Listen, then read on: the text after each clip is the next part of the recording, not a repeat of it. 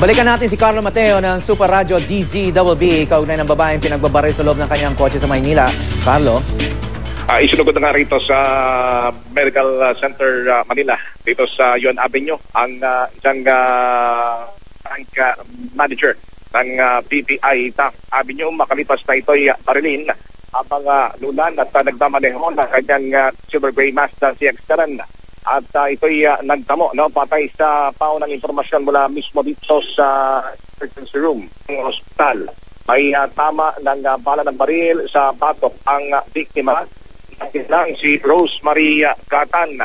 Naganap itong pamarin habang minamaneho nga ng biktima ang kanyang sasakyan at ito ay dikitan ng suspect at walang kabog-abog na pinaputukan. Nagawa pang imaneho nitong si Gatan ng kanyang sasakyan hanggang sa ito ay tuluyang mabangketa. At hanggang ngayon nga ay tumatakbo pa yung makina nito.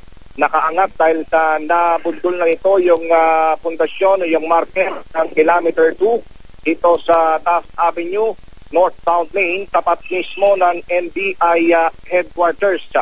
At sa makikita nga mula ron sa loob ng kanyang sakyan ang tikpat ito ng dugo sa loob habang yung isang islag ng bala ay hindi naman nakatagos, hindi ito nag-through and through sa kanang bahagi ng pinto sa harapan.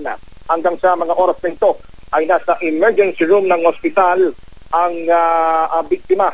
Patay sa paunang impormasyon na nakalap ng MPD, papasok na sa trabaho itong biktima ng sabayan nga ang hindi pa nakikilala sa larin. Takil Hawi and Nakara. Maraming salamat, Carlo Mateo.